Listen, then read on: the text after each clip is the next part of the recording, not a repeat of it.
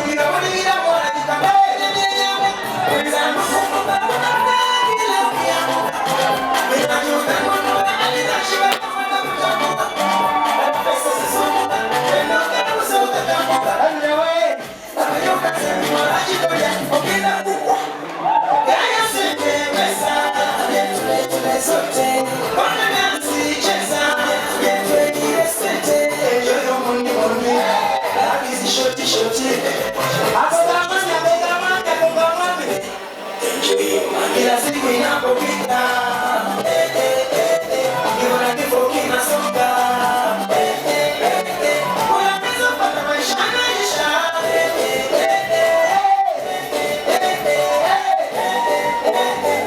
ekiyokulya tekimpita kumuwanga kiyoya teregereza bikiri balinze wano omunyaga megeza kokungegena kalukyakanyama every day I don't miss it I enjoy my money enjoy your money money money money money sendo ligena na mega mugombi simo mutema kuna kuona wachi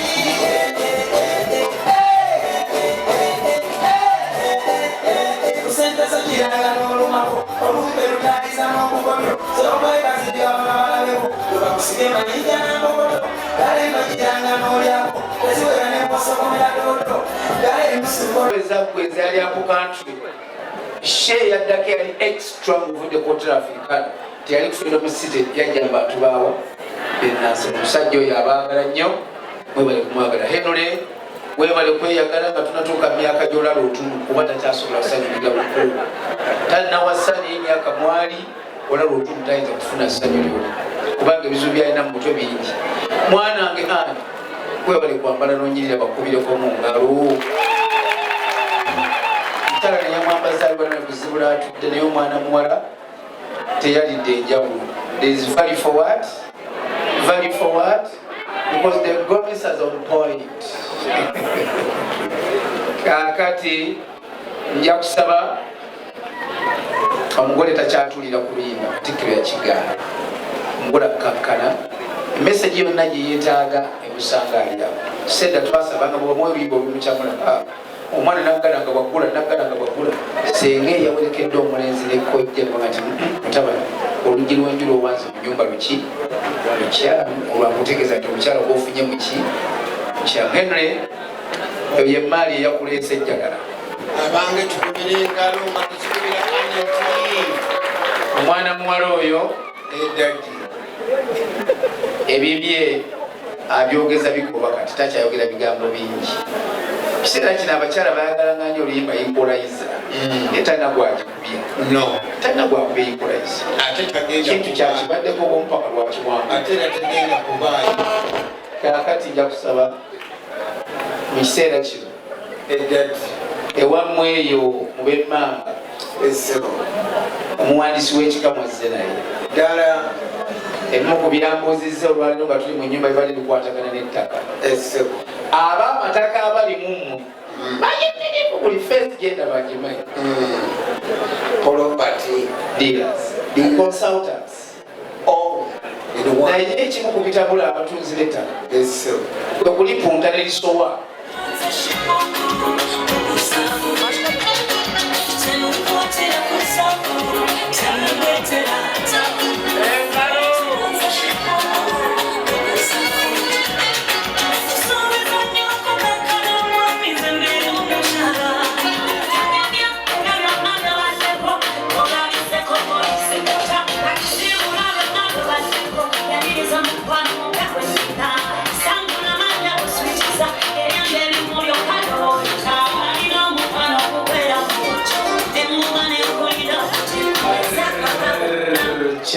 banange omukolo guno okumanya buzitoye nabagambye the governor of Nansana municipality si yabeera MP yatuuse nti mukubireko mungalo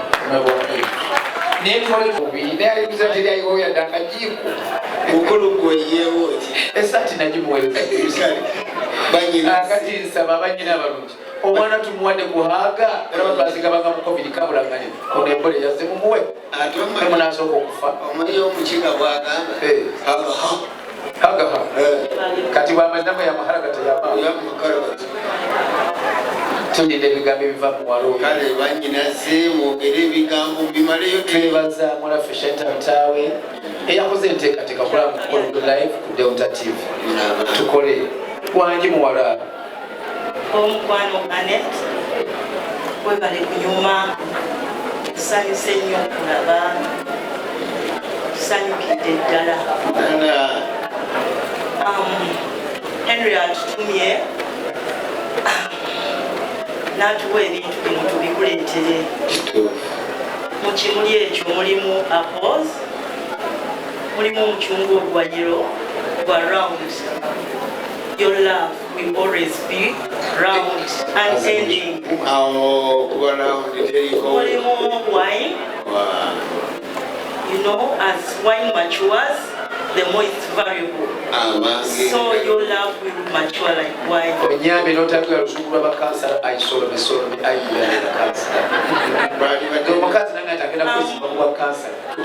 Mulimu chocolates. They are very tasty. Macaroon da.